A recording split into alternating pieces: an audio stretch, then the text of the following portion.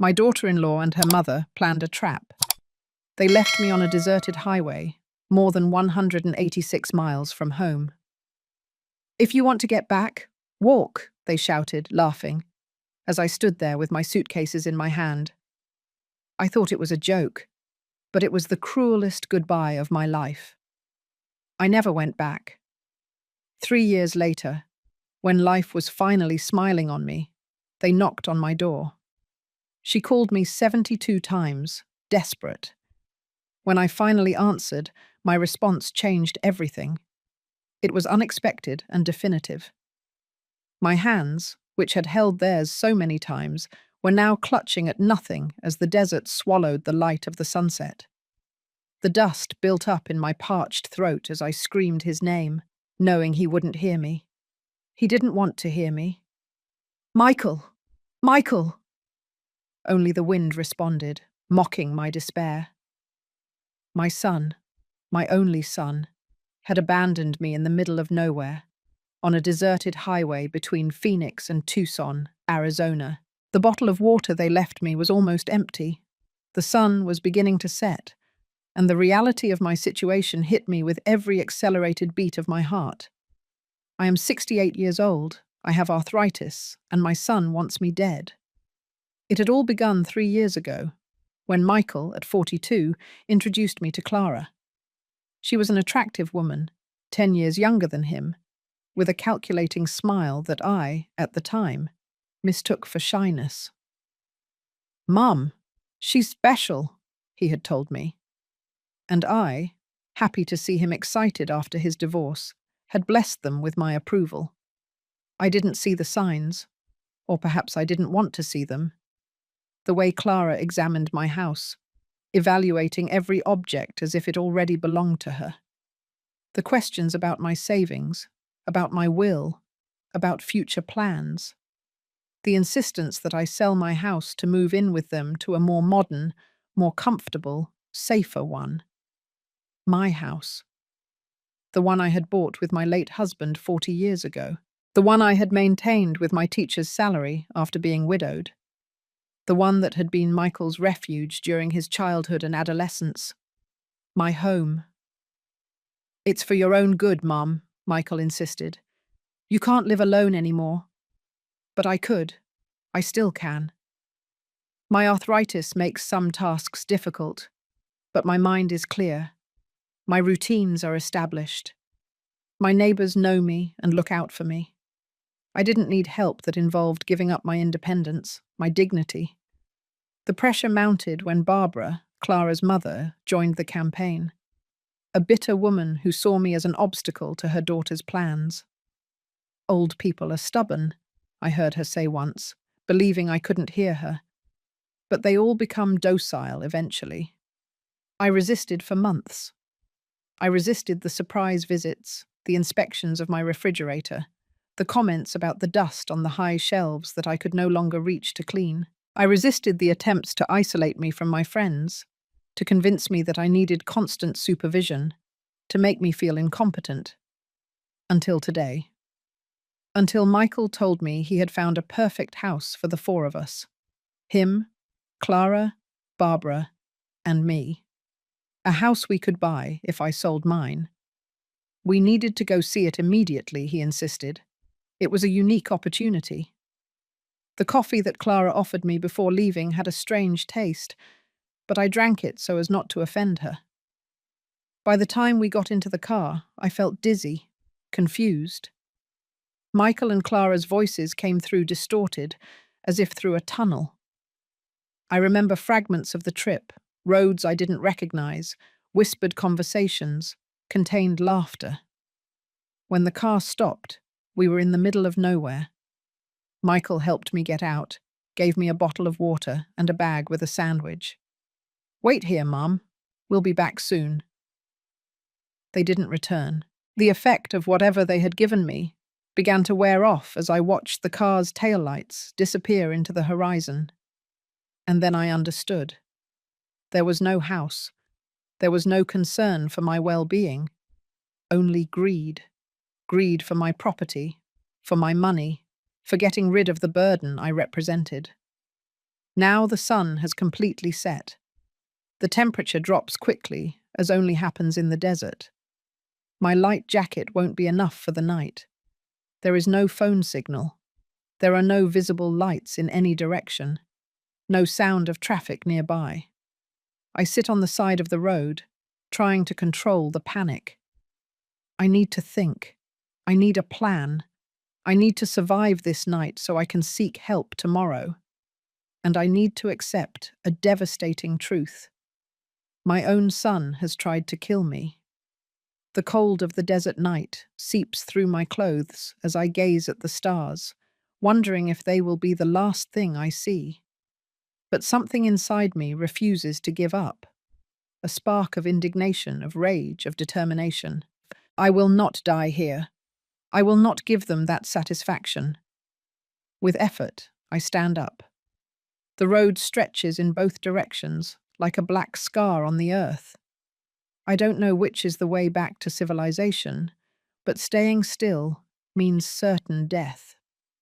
I choose a direction and begin to walk. Every step is a declaration, every breath, an act of rebellion. My name is Eleanor Johnson. I am 68 years old. My son wants me dead, but I choose to live. The Sonoran Desert doesn't forgive the unprepared. I know this because I've taught it for decades to my elementary school students. The extreme temperatures, the lack of water, the dangerous animals. I never imagined that someday my survival would depend on those lessons. The night advances as I walk along the empty road. My steps are slow, but constant. The arthritis in my knees protests with every movement, but the pain is almost welcome. It keeps me alert. It reminds me that I am still alive. I ration the water I have left, barely a few sips in the bottle. The sandwich they left me, a gesture of false compassion that now seems obscene. I save it for when the hunger is unbearable. Now I need all my strength to keep moving forward. The stars are my only company, bright, indifferent to my tragedy. I use the North Star to orient myself, confirming that I am heading north. If my calculations are correct, I should eventually reach some town, maybe even Tucson. But how many miles separate me from civilization? Can I cover them before dehydration, heat, or exhaustion defeat me? Every so often, I stop to rest. I sit on the edge of the road, close my eyes, and breathe deeply. In those moments, memories assault me. Michael as a child, running toward me with open arms. Michael as a teenager, rebellious but good-hearted. Michael as an adult, visiting me every Sunday without fail until Clara entered our lives. At what point did my son become a stranger? When was love replaced by convenience, by the cold calculation of what he could get from me? The sound of a rattle pulls me out of my thoughts. A few feet away, a snake slithers across the hot earth. I stay motionless, holding my breath until the animal disappears into the darkness. A reminder that I am not alone in this desert, and that not all my companions are friendly. I keep walking. The moon dimly illuminates the road, casting ghostly shadows of cacti and dry bushes. The cold intensifies, making my teeth chatter. I rub my arms, trying to generate heat, but my tired body barely responds. When my legs finally refuse to take another step, I look for shelter.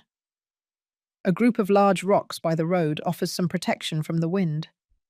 I curl up among them, using my purse as an improvised pillow. Exhaustion overcomes me, and despite the fear, the cold, and the uncertainty, I fall asleep. The sunrise wakes me with its relentless light. For a moment, disoriented, I forget where I am and why.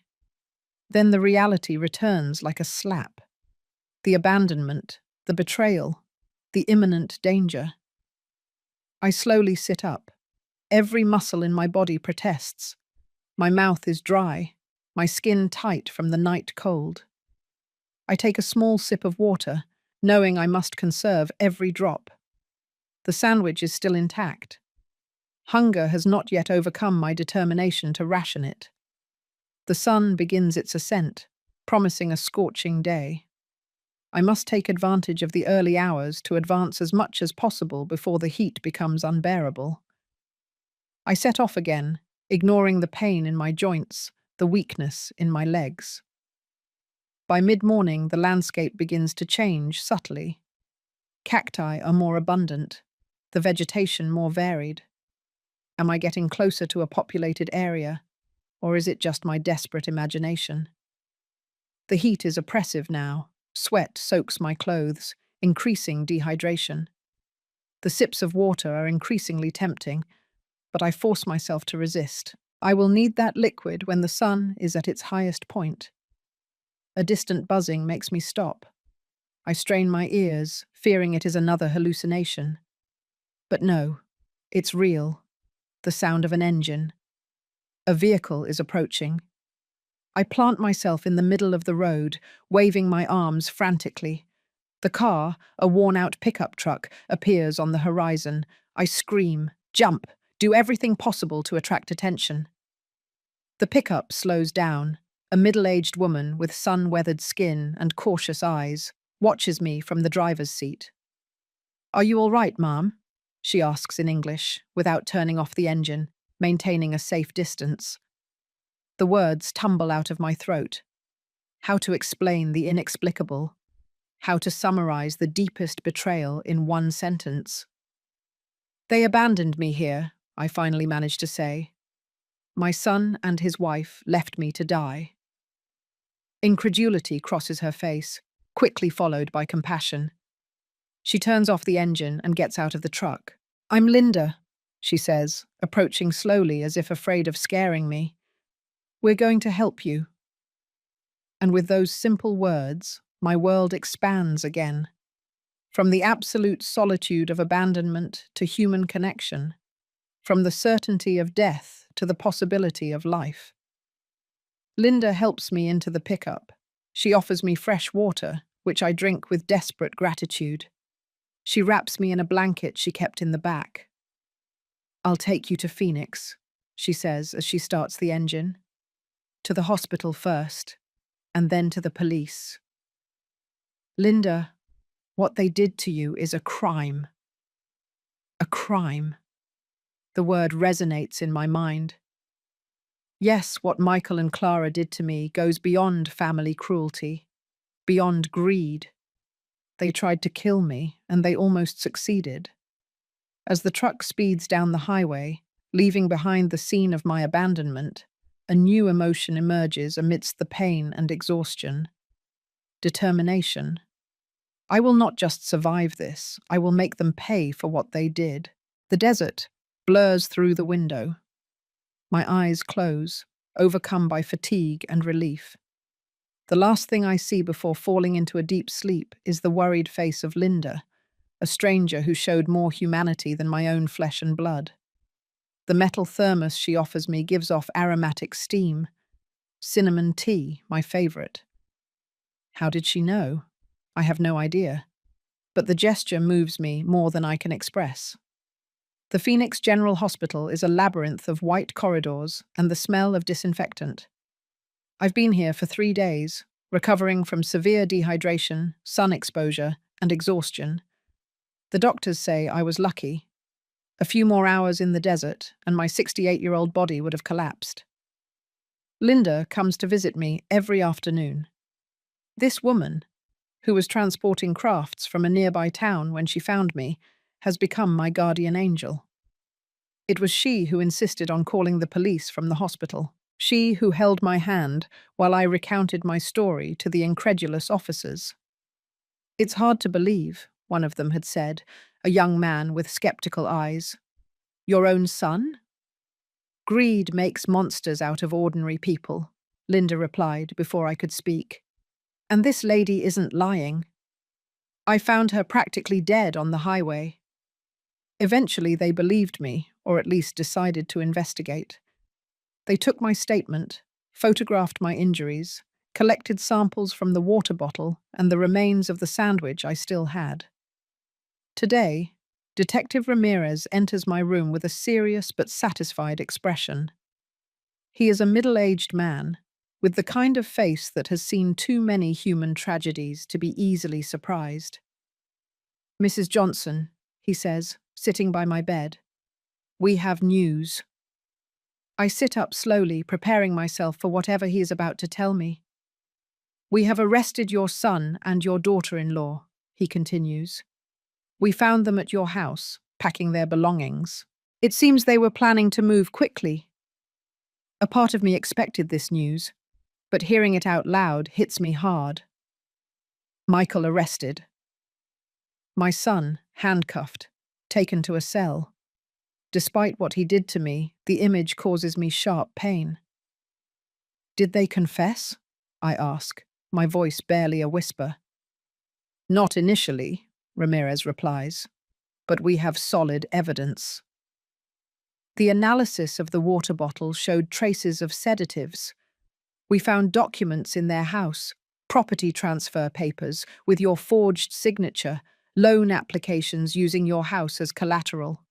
And most importantly, his cell phone had GPS activated throughout the trip. We have the exact record of where they stopped and for how long. I close my eyes, absorbing the information. It wasn't an impulsive act, but a carefully elaborate plan. Days, perhaps weeks of preparation to get rid of me. "What happens now?" I finally ask. "They face serious charges. Abandonment of a vulnerable person with risk of death. Forgery of documents. Attempted fraud," he says. "With the evidence we have, it is highly likely that they will receive a significant sentence." I nod slowly. Justice, that's what I wanted, what I deserve. Then why do I feel this emptiness in my chest? "Can I see him?" The question escapes my lips before I can contain it. Ramirez looks surprised. "Your son? I wouldn't recommend it, Mrs. Johnson. Not now." "I need to look him in the eyes," I insist. "I need to understand." The detective sighs, rubbing his forehead. "I'll consult with the prosecutor, but I don't promise anything." When he leaves, I am left alone with my thoughts. The hospital room, which before seemed like a safe refuge, now feels like another prison. The white walls, the beeping machines, the nurses coming and going with professional smiles. Everything reminds me that my life has changed irrevocably. Linda arrives in the afternoon, bringing wildflowers and a thermos of homemade tea. Her presence is a balm to my wounded soul. "They were arrested," I tell her as I pour the tea into small plastic cups. She nods. "I heard it on the local news. It's good that there's justice." "Justice?" I repeat, tasting the word. My son is going to jail. The family I thought I had is destroyed. Is that justice? Linda takes my hand, her fingers rough from years of hard work. "Justice doesn't always bring peace, Eleanor. Sometimes it just brings necessary consequences." I reflect on her words while drinking the hot tea. Necessary consequences. Yes, Michael and Clara must face the consequences of their actions, but that doesn't mend the hole in my heart, the emptiness where my trust in the world once was. "What am I going to do now, Linda?" I ask, exposing my vulnerability. "I can't go back to that house. Not after this." "First, recover," she replies firmly. "Then one step at a time." My sister runs a community center here in Phoenix. They always need volunteer teachers for the after-school programs. Someone with your experience would be very valuable. The idea of being useful again, of teaching, of connecting with others, lights a small spark inside me. It's not a complete plan. It's not a solution to all my problems. But it is a beginning. "Thank you," I say simply. The words are insufficient to express my gratitude, but Linda seems to understand. We're stronger than we think, Eleanor, she says as she gathers her things to leave. You survived the desert. You can survive this too. After she leaves, I stay contemplating the wildflowers she brought. They grew in hostile conditions, finding cracks in the rocks, taking advantage of every drop of rain, surviving against all odds, like me. A week later, I am discharged from the hospital. The judicial process against Michael and Clara is underway. I was not allowed to see him after all. Perhaps it's for the best. Perhaps some wounds are too deep to face so soon. Linda takes me to a small apartment her family maintains for visitors. It's yours for as long as you need it, she insists when I try to talk about rent. Consider it a loan, not charity. I accept, promising myself that I will find a way to repay her kindness someday. That night, alone in an unfamiliar but safe space, I cry for the first time since the abandonment. I cry for the son I lost, for the life that crumbled, for the trust that was betrayed. I cry until I run out of tears, until exhaustion overcomes me. And when the dawn arrives, I get up, get dressed, make coffee, and take the first step toward my new life. A life I never expected to have at 68. A life I will have to build from the foundations, brick by brick. A life without my son, but perhaps with new connections, new purposes. The process lasted 8 months. The forensic evidence of the drugged coffee, the forged documents, and the testimonies of neighbors about my progressive isolation proved irrefutable. Michael and Clara received 5 years with the possibility of parole for good behavior.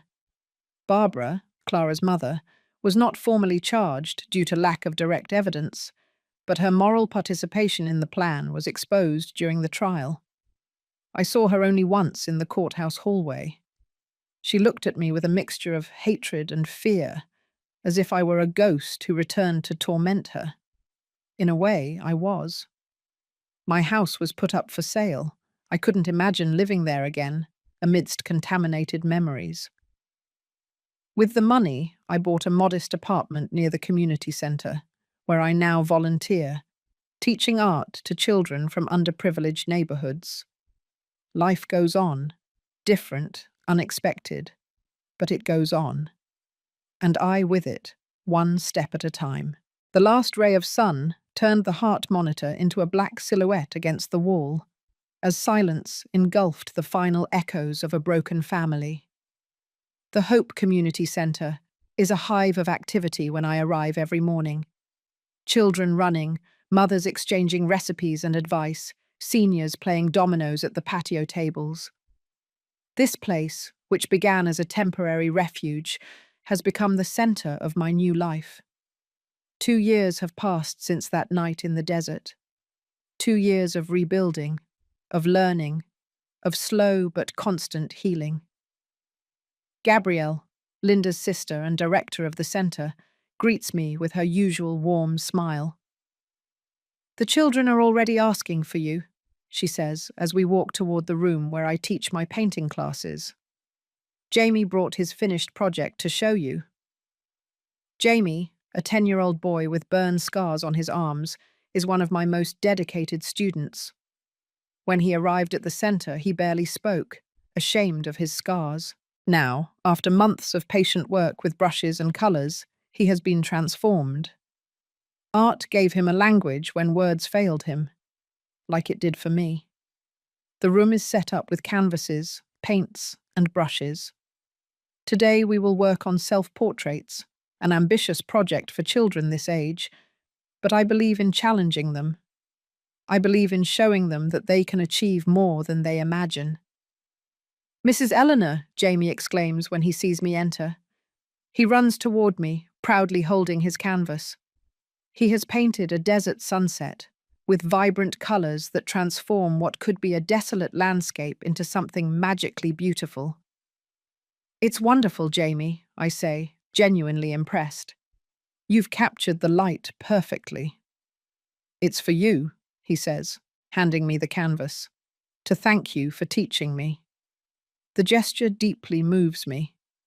I accept the gift, promising him that it will occupy a special place in my apartment. The class unfolds amidst laughter, paint smudges, and small victories. I observe these children, many of them facing difficult circumstances at home, and I marvel at their resilience, how they find joy in small moments, how they get up every time they fall. They remind me of myself. After class, Gabrielle invites me to her office. There is a special sparkle in her eyes, the kind of look that anticipates good news. "We received the response from the foundation," she announces as soon as we close the door. "They approved the grant to expand the art program." I hold my breath. We had worked for months on that application, documenting the positive impact of art on the children at the centre, planning a broader program that included music and theatre. "This means," I begin, almost afraid to complete the sentence. "It means you'll have a real salary, Eleanor," Gabrielle confirms. "You won't just be a volunteer anymore. You'll be the official director of the art program with a budget for materials and to hire assistants." The news hits me hard. A real job, a defined purpose, recognition for what I have built here, among the rubble of my former life. "I don't know what to say," I murmur, overwhelmed by emotion. "Say yes," Gabrielle replies, laughing. "Say you'll keep transforming lives through art, as you've done with Jamie and so many others." "Yes," I finally say, my voice firmer. "Of course, yes." That night, in my small apartment, I contemplate Jamie's painting. I have hung it on the main wall, where I can see it from anywhere in the living room. His interpretation of the desert, bright, vibrant, almost hopeful, contrasts with my own memories of that place. It makes me think about how different perspectives can transform the same reality. My phone rings, interrupting my thoughts. It's Linda, calling to confirm our dinner tomorrow. Since she rescued me, we have maintained a friendship that has become one of the pillars of my new life. "How was your day?" she asks after the initial greetings. I tell her about the grant, about my new position, about Jamie's painting. Her joy for me is so genuine that I can almost feel it through the phone. "You deserve it, Eleanor," she says.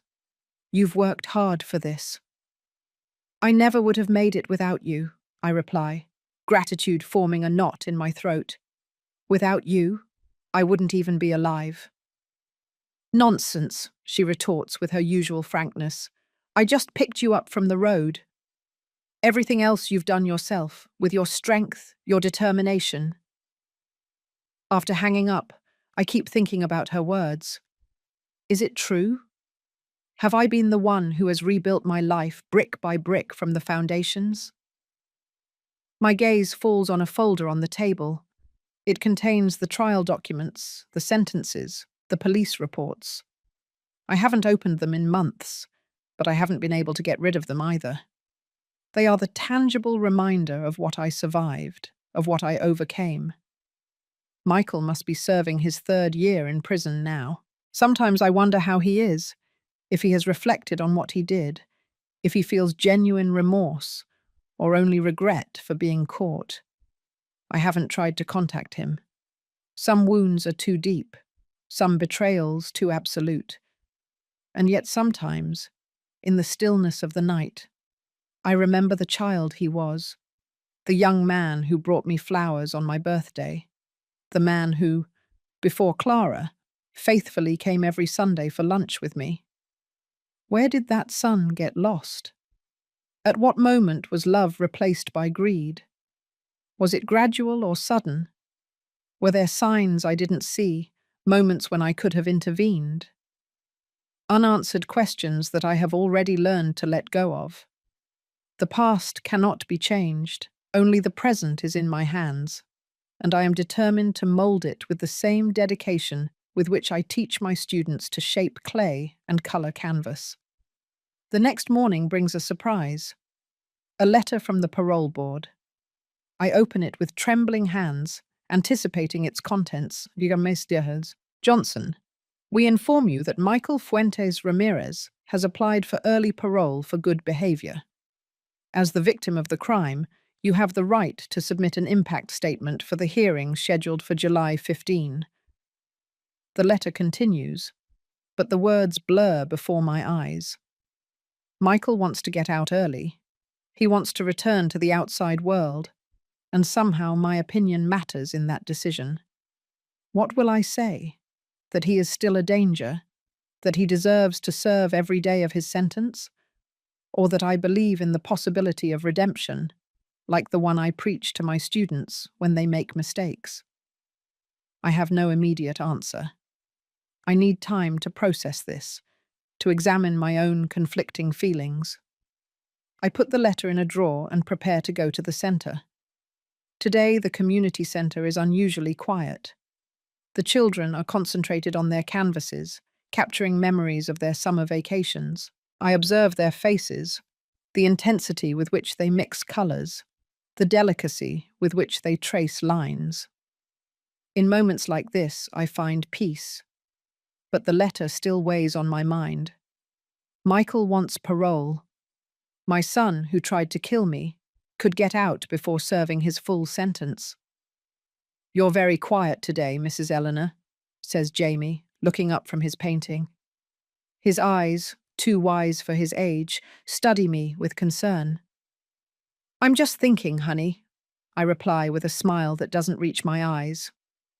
"Sad or happy thoughts?" he insists. "Complicated," I admit. Sometimes life presents us with difficult decisions. Jamie nods as if he understands perfectly, even though he is only 11 years old. Perhaps he does understand. The children who come to the center have faced more difficulties than many adults. "My mom says that when you don't know what to do, you have to listen here," he says, pointing to his chest. "Because the head sometimes gets confused, but the heart knows." His words, so simple and profound, stay with me throughout the day. What does my heart say about Michael? Under layers of pain, betrayal, and fear, what remains of the maternal love that was once unconditional? That afternoon, after classes, I sit on a bench in the park near the center. The Phoenix sun warms my skin as I watch families pass by, mothers holding their children's hands, fathers carrying their little ones on their shoulders, grandparents sharing ice cream with their grandchildren. Everyday scenes of family love that now seem to belong to another dimension. "May I sit down?" The voice startles me. I look up and see Gabrielle with 2 cups of coffee in her hands. I make room for her on the bench. "I saw you leave with a worried look," she says, offering me one of the cups. "Do you want to talk about it?" I tell her about the letter, about the parole hearing, about my confusion. Gabrielle listens without interrupting, giving me space to order my thoughts as I express them out loud. "What would you do?" I finally ask. Gabrielle sighs, taking a sip of her coffee before answering. "I can't tell you what to do, Eleanor. No one can. It's your story, your pain, your decision." "I know," I reply, "but I need perspective." "Then I'll tell you what I see," she says after a moment. "I see a woman who survived the unimaginable, who rebuilt her life from scratch, who found ways to transform her pain into something beautiful that helps others."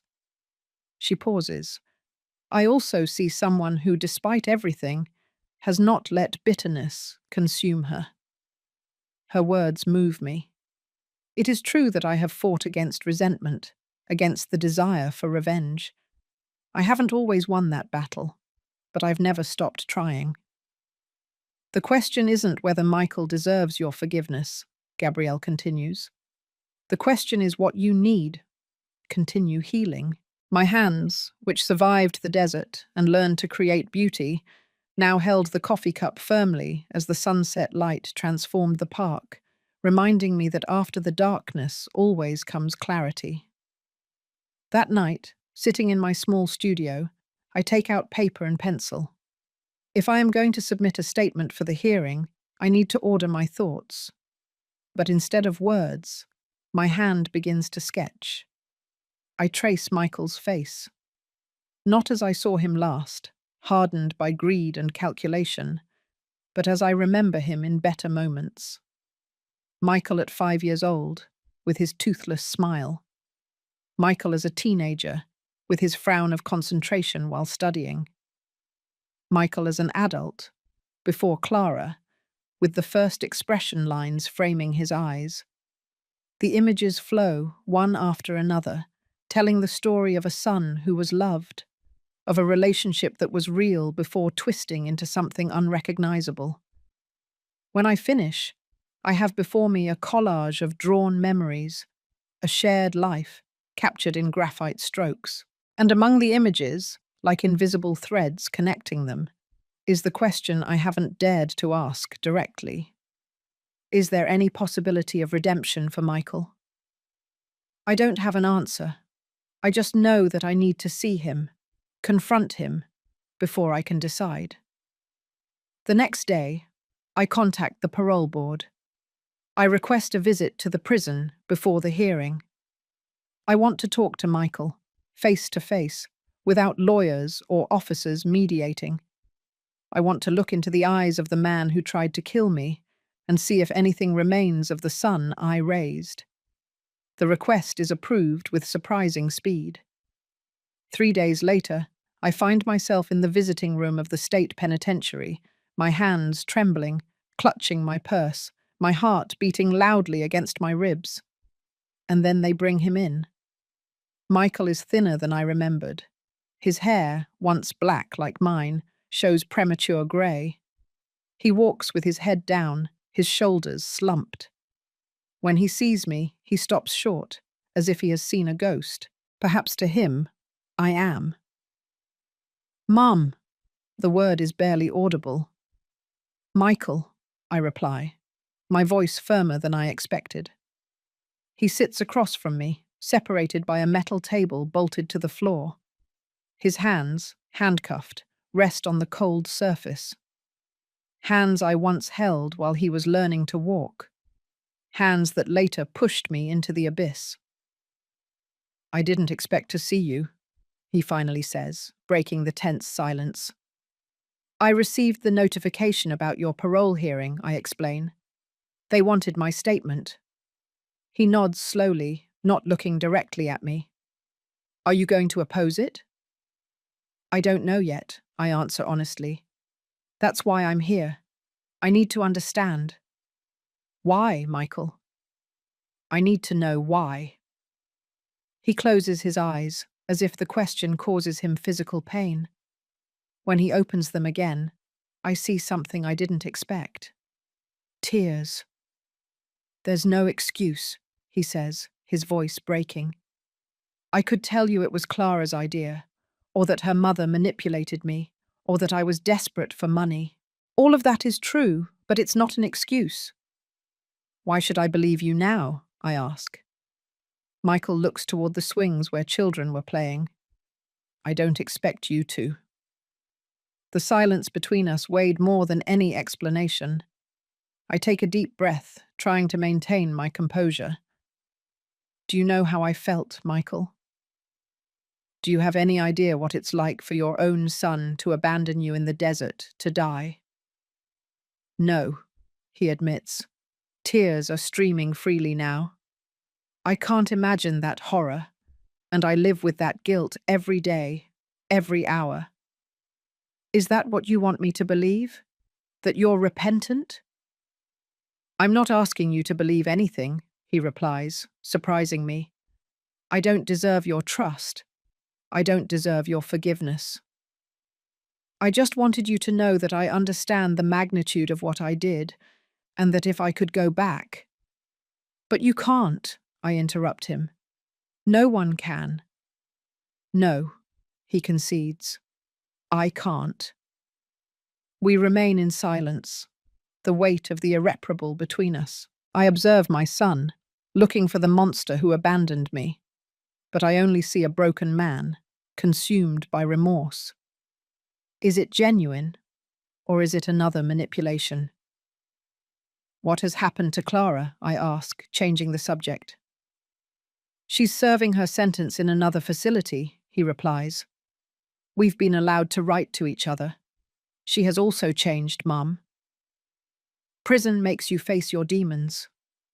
Are you still together? He shakes his head. Not like before. There's too much guilt between us now. But we support each other. We're all we have. His words hurt me more than I expected. There was a time when I was all he had. Before Clara, before the greed, before the betrayal. If you're granted parole, what will you do? I ask. Work. Try to rebuild something of a life, and… He hesitates, as if fearing my reaction, and find some way to repair the damage I caused.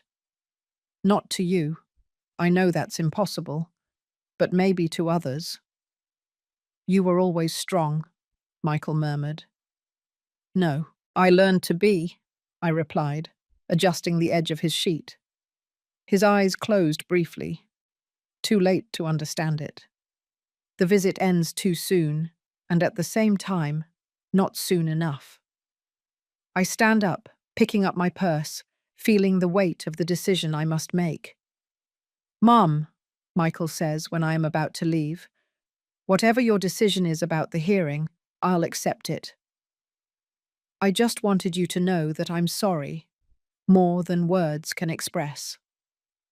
I nod, unable to respond. What do you say to the son who tried to kill you, but now cries remorsefully? There is no manual for this.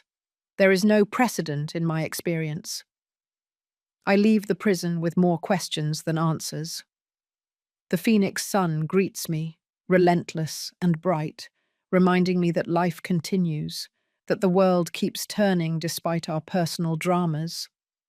In the taxi back home, I make a decision. It won't be easy. It won't be perfect. But it's the only one that allows me to move forward without the past consuming me. That night, I write my statement for the hearing. I do not ask for revenge or additional punishment, nor do I advocate for immediate release.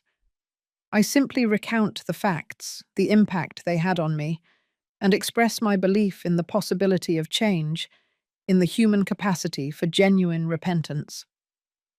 I cannot forgive the unforgivable, I write in the conclusion, but I can choose not to let hatred define the rest of my life. If Michael Fuentes has found true remorse and is committed to repairing the damage he has caused, I believe he deserves the opportunity to prove it. I sign the document, seal it in an envelope, and leave it on the table. Tomorrow I will send it. Tomorrow I will take another step on this unexpected path that has become my life. For now, I take my brushes and a blank canvas. There is beauty I need to create, stories I need to tell through colour and form. My story, with all its scars and its moments of unexpected grace. A perfectly white feather landed on the newly turned earth.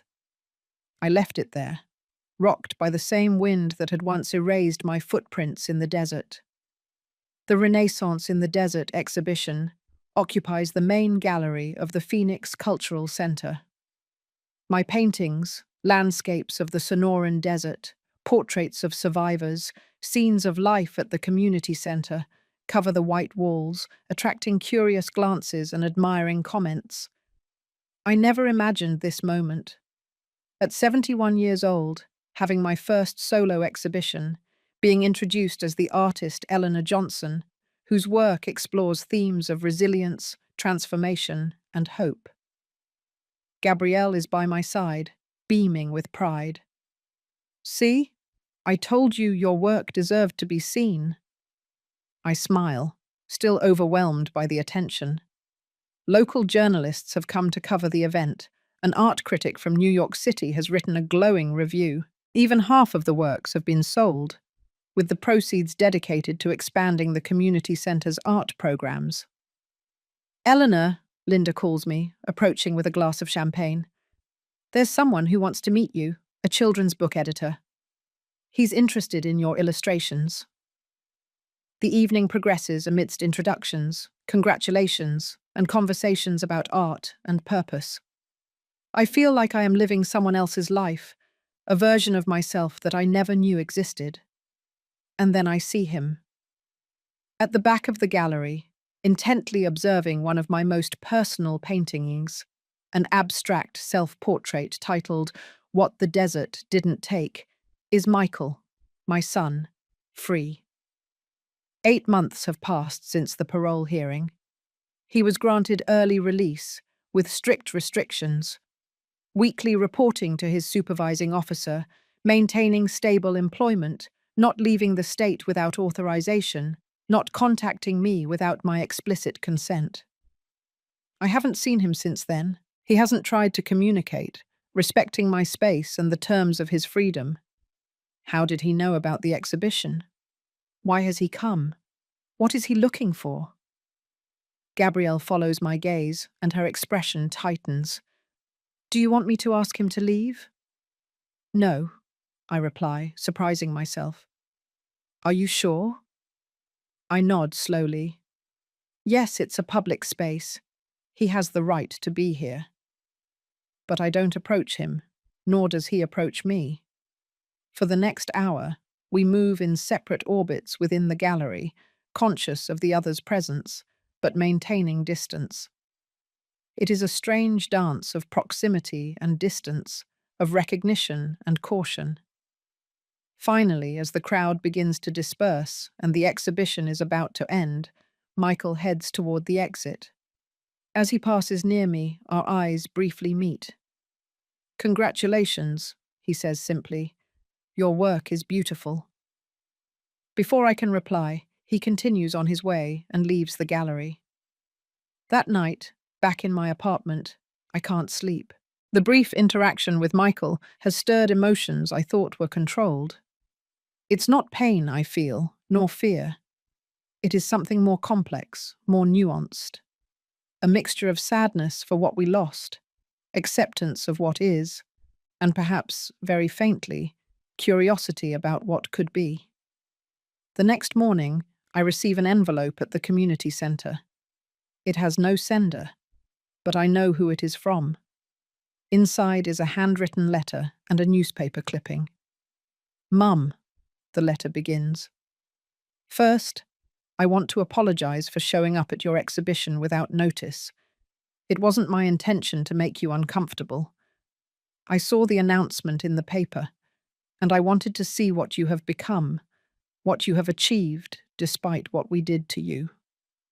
He continues, explaining that he now works as an assistant at a rehabilitation center for addicts. It's not a coincidence, he writes. I chose this path because I understand what it is like to lose everything due to bad decisions, and I don't want others to do the same. I want to help others not make the same mistakes. The newspaper clipping is a small article about a mentoring program for at-risk youth. Michael appears in a photograph, working with teenagers in a community garden. His face shows a serenity I don't recognize, so different from the tormented man I saw in prison. I don't ask you for anything, the letter concludes. I just wanted you to know that I am trying to honor the second chance you gave me by not opposing my parole. I live every day trying to be better than the man who betrayed you. He signs simply. With respect and repentance, Michael. I fold the letter carefully and put it in my purse. I don't know what I feel. I don't know what I want to do with this information. I only know that, for the first time since the abandonment, the image of Michael in my mind begins to transform. It is not forgiveness, not yet, but perhaps it is the beginning of something, a recognition that people can change, that repentance can be genuine, that the future is not written in stone. The following weeks bring unexpected changes. The editor I met at the exhibition offers me the chance to illustrate a children's book about the Sonoran Desert. I accept enthusiastically, immersing myself in a new creative project that combines my love for art and teaching. The community center receives a generous anonymous donation for the art program. Gabrielle suspects it comes from Michael, although there is no way to confirm it. "What do you want me to do?" she asks. "Do I accept it or return it?" I reflect on the question. If the money comes from Michael, is it an attempt to buy my forgiveness? Or is it a genuine way to contribute to something he knows I value? Accept it, I finally decide. The children need it more than we need our pride. A month later, I receive another letter from Michael. This time, it is a formal invitation to the inauguration of a new program at the rehabilitation center where he works. "I'll understand if you don't want to come," he writes, "but it would mean a lot to me if you saw the work we are doing." The invitation stays on my table for days. I look at it every morning at breakfast, every night before bed. Am I ready for this step? Do I want to open that door, knowing that I won't be able to close it again? Finally, the day before the event, I make my decision. The rehabilitation center is in a renovated building north of the city. When I arrive, there is a small group of people gathered in the courtyard: center staff, former addicts in recovery, supportive family members.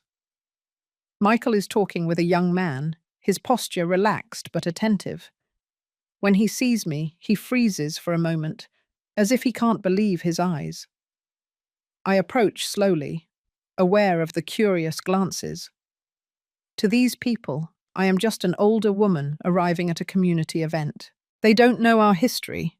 They don't know the abyss we have crossed to reach this moment. "You came?" Michael asks when I'm in front of him. "I wanted to see," I reply simply. He introduces me to the young man he was talking to, a former addict who is now a counselor in training. Then he shows me the center, explaining the different programs, the therapeutic approach, the results they have achieved. He speaks with passion and knowledge, revealing a side of him I had never seen. "How did you end up here?" I ask, as we tour the garden that the residents maintain as part of their therapy. "In prison," he replies.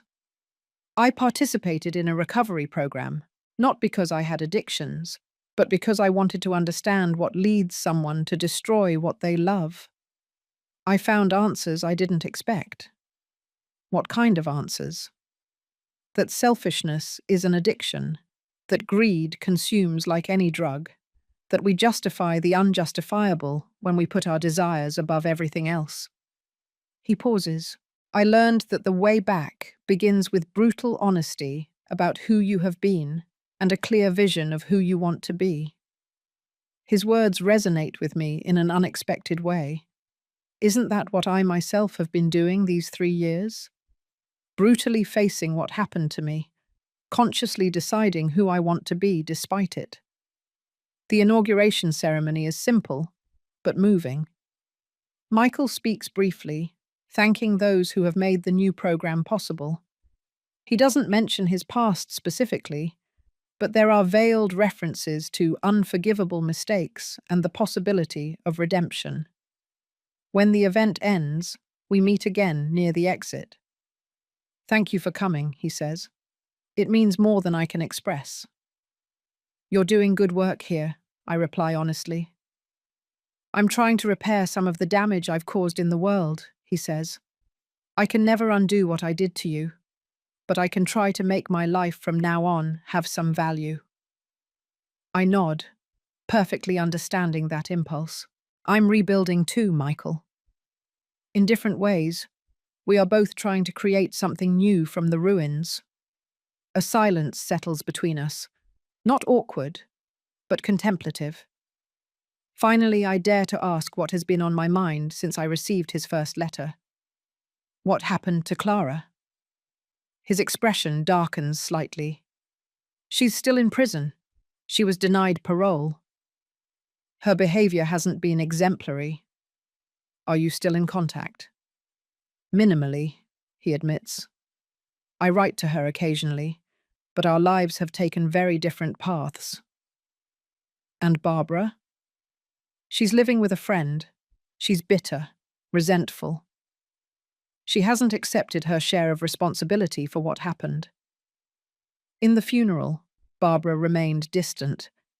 When everyone had left, I saw her place an old photograph of Michael as a child on the coffin. Our eyes met for an instant. In her eyes there was rage, but also the same pain I felt. Without words, each of us went our way. We say goodbye with an awkward, halfway gesture, between a handshake and something more personal. It is not reconciliation. It is not complete forgiveness. But it is a beginning, a small step on a path I never expected to walk. Back home, I reflect on the unexpected turns of life. 3 years ago, abandoned in the desert, I thought everything was over, that my story would conclude on that desolate highway under the relentless sun. Instead, I found a new beginning, a second life that, in many ways, is fuller and more authentic than the first. And now, Michael also seems to be finding his own path to redemption. Will that path lead us to reunite again as mother and son? It is too soon to know. There are wounds that may never fully heal, trust that may never be completely restored. But today, for the first time since that night in the desert, I contemplate the possibility of a future where the past does not define every interaction, where pain is not the only legacy between us. It is a fragile, tentative thought, like a green shoot in burnt ground. It will need time, care, patience. It might not survive. But it exists, and that, in itself, is a small miracle. The half-drunk glass of water next to his bed reflected the window, fragmenting the light into small rainbows on the white sheet. The phone rings while I am finishing the illustrations for my second children's book. 6 months have passed since the inauguration at the rehabilitation center. 6 months of cautious but constant contact with Michael. Occasional messages. A shared coffee in a public place. Small steps towards something we still don't dare to name. Eleanor Johnson. The voice on the other end of the line is professional, distant. Yes, this is she. I'm calling from General Hospital. You are listed as Michael Fuentes' emergency contact. My heart stops for an instant. What happened? Your son was admitted this morning. We need you to come as soon as possible. The world blurs as I drive to the hospital. An accident? A sudden illness? The woman gave no details. Only the urgency of her tone indicated the seriousness of the situation. At the emergency reception, they direct me to a waiting room where I find Clara. She is thinner than I remembered, her face marked by the years in prison. When she sees me, she stands up abruptly. "Mrs. Eleanor," she says, her voice trembling. I didn't know if you would come." "What happened to Michael?" I ask directly. She collapses back into the chair, as if the words weigh too much. "Brain tumor. Inoperable," she says. The doctors say, her voice breaks. They say he has months, maybe weeks left. The news hits me with physical force. I sit down next to her, needing support to keep from falling. "How? When?" "It started with headaches in prison," Clara explains. "They got worse after his release. A month ago they diagnosed the tumor. He's been receiving treatment, but this morning he collapsed at work." Why didn't he tell me anything? The question escapes my lips before I can contain it. Clara looks at me with a mixture of sadness and understanding. "He said he didn't want to be a burden to you, not after everything he did to you." The irony is almost unbearable. My son, who once conspired to get rid of me because he saw me as a burden, now suffers in silence so as not to become a burden to me. "Can I see him?" "They are stabilizing him. The doctor will come get us when he's ready." We remain in silence, two women united by the man we both loved and betrayed in different ways. When did you get out of prison?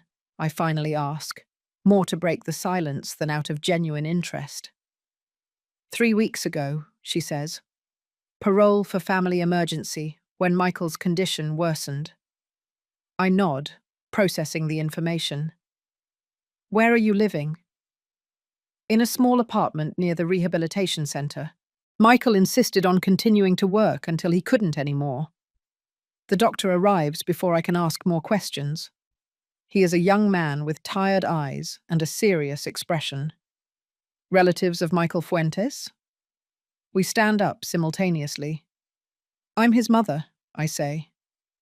His wife, Clara adds, although I know they never legally married. The doctor nods, without questioning the complicated family dynamic. Michael is stable for now, but the tumour has grown significantly, he says. The intracranial pressure caused the collapse this morning. We've managed to reduce it temporarily, but… How long? Clara interrupts. It's difficult to say precisely. Weeks, maybe a month or two. The cancer is aggressive and has reached a stage where treatments can only offer comfort, not cure. My legs threaten to give way. The doctor must notice because he quickly pulls up a chair. Can I see him now? I ask when I regain some composure. Yes, but he's sedated. He probably won't wake up until tomorrow. It doesn't matter. I need to see him. He leads me through sterile corridors to a private room. Clara follows us at a distance, as if unsure of her right to be there. And then I see him. Michael, my son, connected to machines that monitor his vital signs, with a bandage around his head. Michael lies motionless in the hospital bed, his face pale against the white sheets. The room is dim, with only a small lamp illuminating his profile. I approach slowly, as if afraid of waking him, although the doctor said he is deeply sedated. I sit by his bed, observing my son's face. Under the effects of the sedation, he looks younger, more vulnerable. I see traces of the child he was, the teenager who rebelled against the world, the man I once knew before everything went wrong. Clara remains at the door, as if she doesn't dare to fully enter this intimate space. Our eyes meet briefly, and in her eyes I see something I didn't expect. Genuine shame. You can come closer, I finally tell her. He needs you too. She advances with hesitant steps and sits on the other side of the bed. Her hands, which tremble slightly, rest on Michael's. He's been asking for you, she says in a low voice, ever since he got the diagnosis. He wanted to talk to you, explain everything, but he was afraid you'd think he was just looking for your pity. Why didn't you tell me? Clara lowers her gaze. I didn't think I had the right to enter your life again, not after what we did. Silence settles between us, broken only by the rhythmic beeping of the machines. Two women watching over a dying man, united by a past of betrayal, and perhaps by a present of shared repentance. What happened to Barbara? I ask, remembering Clara's mother, the woman who had so influenced the plan to get rid of me. She died 8 months ago, Clara replies. Lung cancer. It was… fast. I'm sorry, I say automatically, surprised to feel something akin to compassion. She never repented, Clara continues. Until the end, she justified what we did. She said we were only looking out for everyone's best interests. And you? Do you believe that too? Her eyes fill with tears. No, not anymore. Prison gives you a lot of time to think, to face what you've done.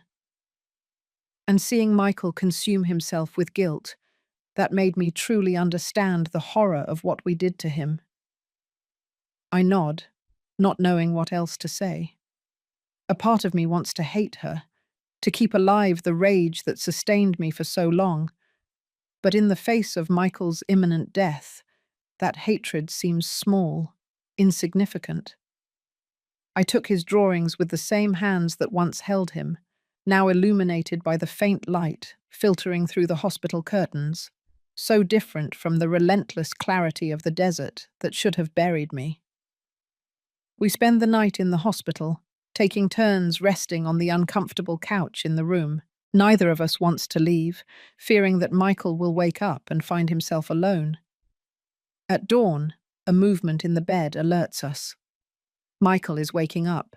His eyes open slowly, disoriented at first. "Mum!" His voice is barely a hoarse whisper. "I'm here, son," I reply, moving closer. His gaze clears as he recognizes me. Then he sees Clara, and a complex expression crosses his face. Relief, guilt, resignation. "I didn't want you to see me like this," he says, trying to sit up. "Stay still," I order him with the firmness only a mother can have. "Don't waste your energy." He obeys, lying down again. "I'm sorry," he murmurs. "I wanted to tell you, but—" "Shh," I interrupt him. "It doesn't matter now." "Yes, it does matter," he insists, his voice stronger. "I've spent these months trying to repair some of the damage I caused. I wanted you to see that I had changed, that I understood the magnitude of my mistake. I didn't want your last memory of me to be of the man who betrayed you." His words move me more than I expected. It is not forgiveness he seeks, but redemption. Not my pity, but my recognition of his change. "I've seen you," I assure him. "I've seen your work at the center. I've seen how you help others. I've been watching you, Michael." A tear escapes his eye. "Thank you," he says simply. The following days we establish a routine. I temporarily move into Michael and Clara's apartment, which is closer to the hospital. We take turns accompanying him, making sure he is never alone. When he is awake, we talk about everything and nothing.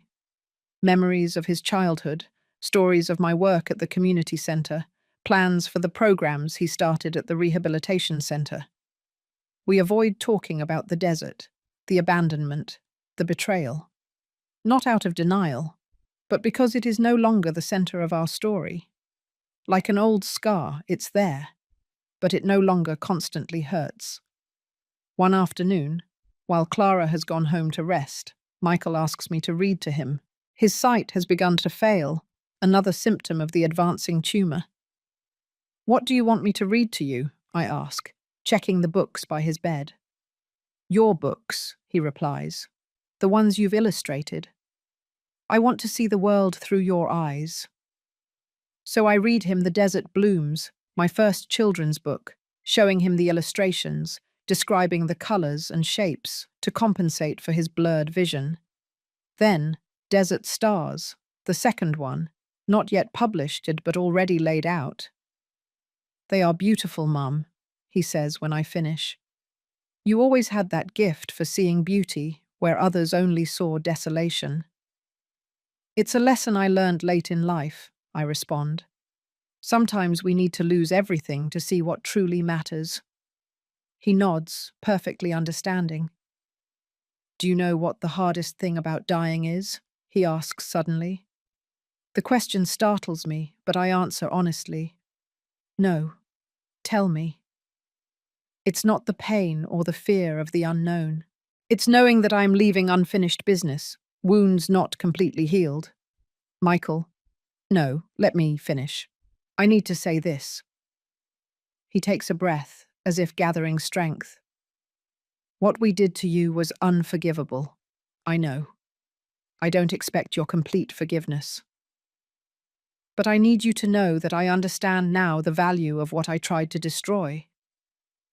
I understand what unconditional love means, because that's what you've shown me by coming here, taking care of me despite everything." Tears stream freely down my face. I don't try to stop them. "Forgiveness isn't a destination, Michael," I finally say.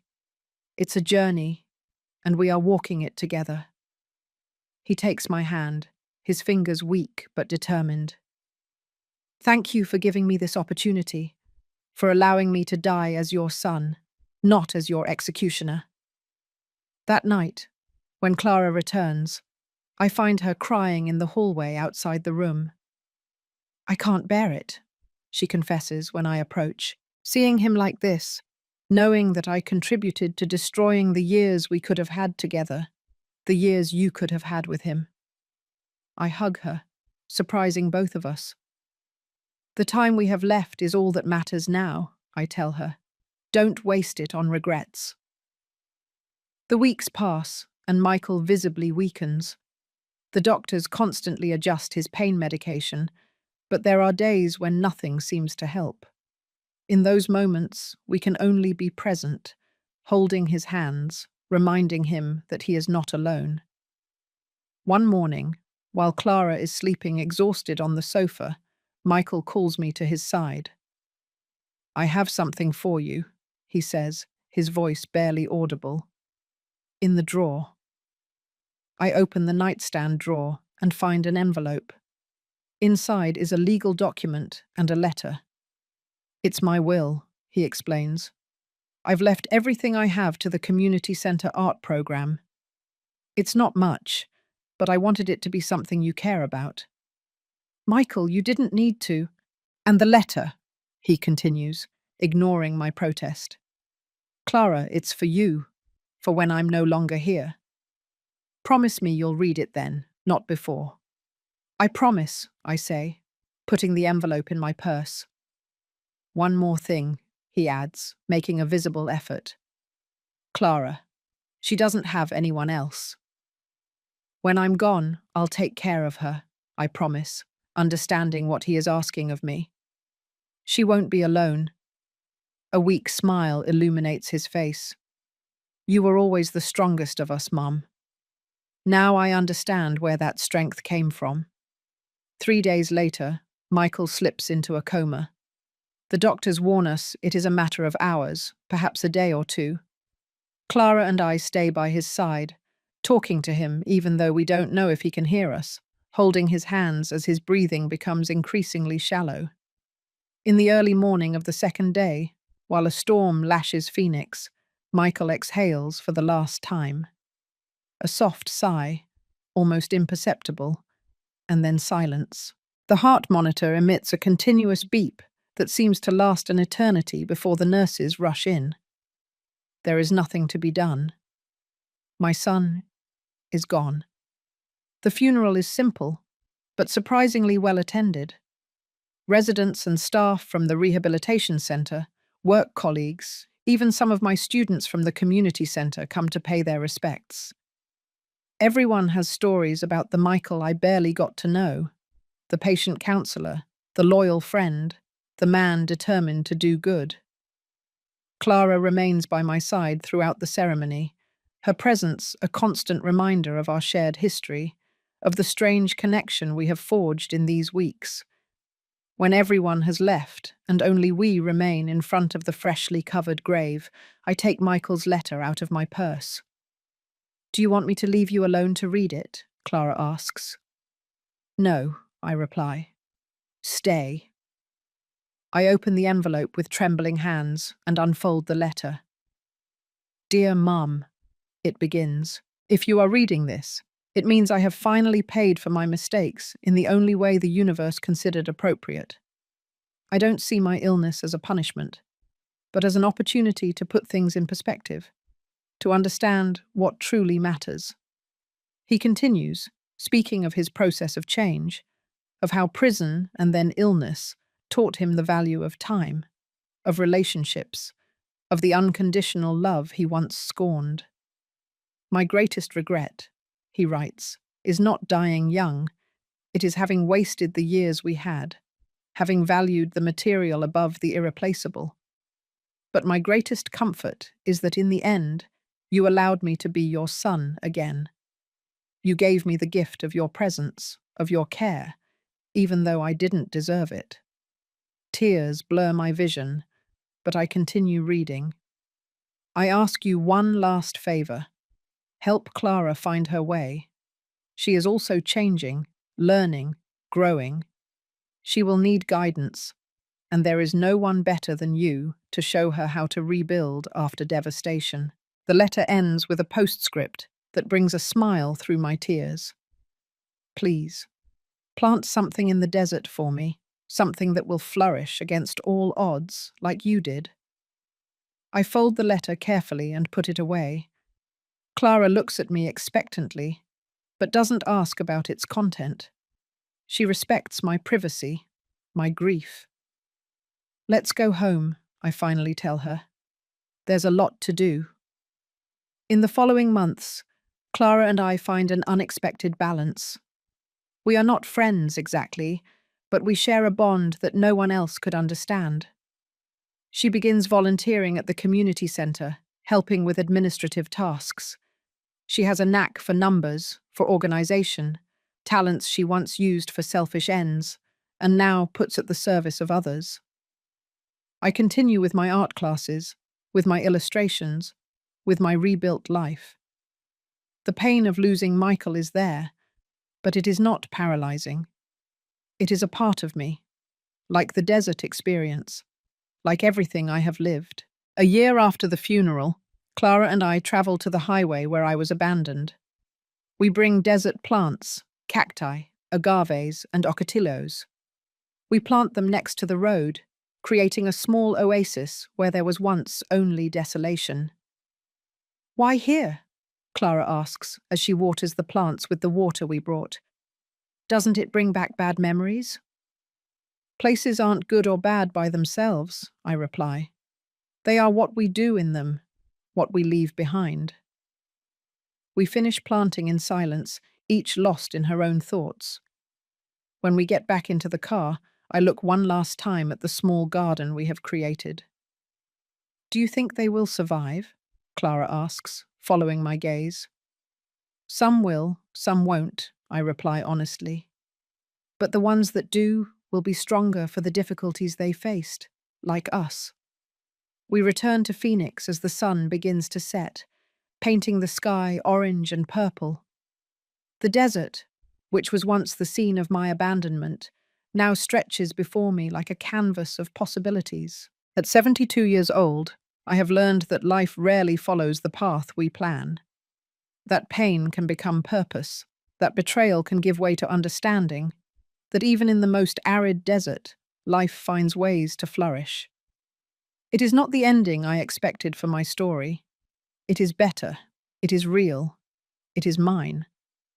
My hands, which survived the desert and learned to create beauty, now firmly held the paintbrush as the morning light transformed my studio, reminding me that after the darkness always comes clarity. The end. My daughter-in-law told me the celebration dinner was cancelled. It's been postponed, Mum, she said. No need for you to come. I believed her, but as I drove past the restaurant, I saw them, her and my son, toasting with their friends, using my credit card. Right then, I pulled out my phone, cancelled the card, and watched the smile vanish from her face in seconds. There are moments in life that tear you in two, moments where the ground disappears beneath your feet, and everything